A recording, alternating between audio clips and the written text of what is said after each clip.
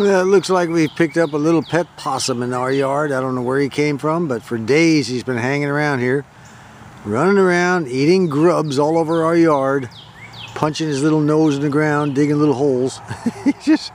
He's getting fat as they come now. We just had a real bad rain, so he's pretty wet. Didn't bother him though. He just wandered around there. He's a pretty good sized little feller, not afraid of us.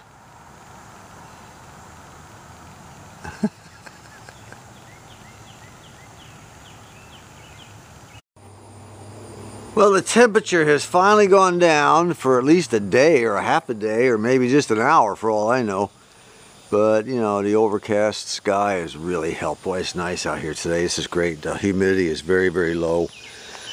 And I have pulled up my entire garden with the exception of the horseradish. The garden this year just was, like I told you earlier, torn up by the heat, but also by some of the stupid things I did. The tomatoes were suffering badly from blossom end rot. Let me see if I can find one here I'm talking about. Blossom end rot is what it's really called. It's the end of the tomato where the blossom forms, and if you don't have enough calcium in your soil, you start to get blossom end rot. If I can find, you see, now when I need one I can't even find it. Yeah, you get it rots. And I thought I had enough calcium in the soil, but apparently not. I put some in there, but it was depleted. Let me go over and get one that I already pulled off and threw on the ground here. All right, here's a tomato that has blossom end rot. See it? If you don't have enough calcium in your soil, that's what happens to your tomatoes, both the green and the red. So I just take them off, pluck them over there, and let them rot up. I usually run over them with the lawnmower. They'll rot down into the soil. You know, it's good. But anyway, I don't know. I put it in the dirt when I planted them. I guess I should have added some more. I thought there was plenty. I mean, I really loaded it up. But this old soil I got from our neighbor down there must have been totally depleted of calcium. So next year I'll go back to the way I always did it. I have eggshells that I've ground up really fine in the blender. And I just save the eggshells, let them dry out in the back deck, and then just throw them in the blender and grind them up till they're almost like sugar, maybe finer than sugar. Then I save it, and then I have been putting them in a plastic milk jug, you know, put a whole bunch of it in the bottom of a plastic milk jug, fill it with water, and then shake it, and it turns it all cloudy white and everything. And then whenever I need calcium, I just pour it in there, and it soaks down in the soil. But I didn't do it this year, not realizing that this dirt here was so depleted. Oh well, live and learn. But we got a few, you know. We're getting some off of the vine here that the wife has been making salads out of. They're not too bad, you know. So, but I pulled them all up. I'm going to get rid of them all. The only thing we're going to have left when I get done today is the horseradish. Thankfully, the horseradish, I think that stuff would grow on concrete.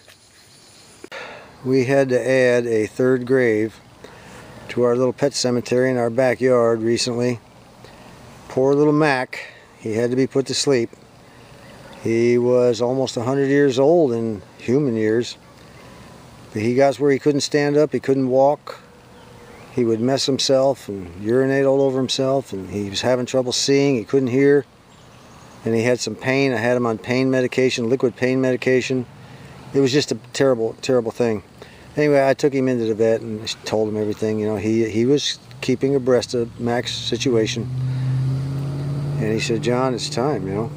Time for a poor thing to be put out of his misery, really. We didn't want him to suffer anymore, so. It was just awful watching him trying to get up. And he just couldn't get up. He was just crawling around his belly. And he wouldn't. You try to get him to stay in one spot and he wouldn't stay. He would crawl and crawl and crawl and crawl. And he actually wore the hair off his little arms, little legs, you know. And he just didn't understand what was going on. So anyway, I held him while he was put to sleep. And I'll tell you, I was going to go down to the local pound. I said all along, you know, if the dogs all die from one thing or another, or run off and get lost, or whatever the case may be, which we hope we never have that situation, we figured I'd go down to the dog pound and get another one. But you know, I'm not going to do that. I can't do that. I can't I just can't have another dog put to sleep while I'm holding them. It's just Rocky, our dachshund, is going to be bad enough. And we've got a few years to go with him unless he suddenly gets sick. But anyway, Rusty, remember, died of pancreas cancer. And Boo Boo died of liver cancer. I have no idea how that happened. And Mac, he just died of old age, poor thing. Today I thought I'd try my hand at cooking a little something new, just a quick little thing. This is my Fry Daddy, and we are deep frying. These are not potatoes, these are turnips. I've never tried a deep fried turnip before. So I'll tell you what, I'll just let you know what it tastes like when it's done. I hope they turn brown like a regular French fry, like a large potato. They seem to be starting, but no big deal yet. I'll let you know how they taste. Well, they're starting to brown up a little. Alright. Of course, the problem is I don't know when they're cooked. I've never done turnips before. It's going to have to be one of those guess jobs, I guess. Alright, they have browned up good. I'm going to pull them out at this stage, put them in the bowl, and hope they're cooked. I've got the Fry Daddy unplugged. I don't want them to burn too much. Well, I hope they sure smell good, I'll tell you that. I don't know if they're going to taste. If they taste as good as they smell, we'll probably be cooking a lot more of these babies. Well, the deep fried turnips were pretty tasty. Couldn't hardly tell the difference between them and potatoes, could you? There's a slight turnip taste, but they were pretty darn tasty. Now, they're not crispy on the outside, even though they're brown. They don't stay crispy like a French fry, but they're still pretty darn good, weren't they? Grandma liked them, and that's all we care about, right? A couple of days ago, I uploaded a Mish-Mash video about the 2018 World Taekwondo Expo tournament, which is the world tournament in Little Rock. Well, Thursday and Friday, the whole week was the tournament. You know, at the beginning of the week was classes and testing for those that want to improve their standing in the color belts, things of that nature. On Thursday and Friday was when the actual world competition took place, and you saw much of both those days. You know, I covered the creative and extreme on Thursday, and the just part of the traditional sparring on Friday. Well, the following day, which is Saturday, Thursday and Friday was not the end of the tournament.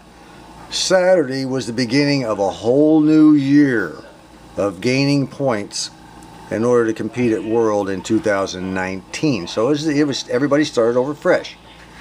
Well, John, he did fairly well. He had to compete in all the sports again, all the events rather, and so did all the rest of the kids. And unfortunately, in his second match of sparring, he had a slight mishap.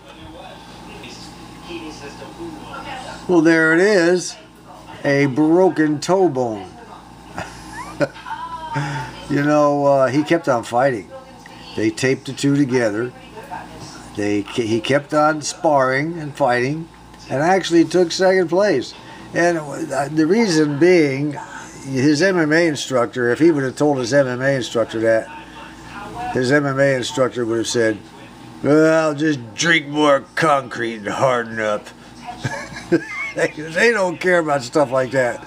So John, in the mental mindset of MMA, tape it up, I'm going to keep fighting. And he did, came in second place, so good for him. It would have been something else if he'd have come in first place with that, huh?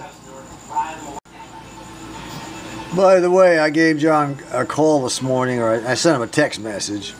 And I said, "How's the toe doing?" Because it was really getting sore by the time they stopped off here on the way back from Little Rock. And it was really getting sore at that time. He texted me back and says, "Papa, it's all healed. All morning I've been running around kicking iron posts."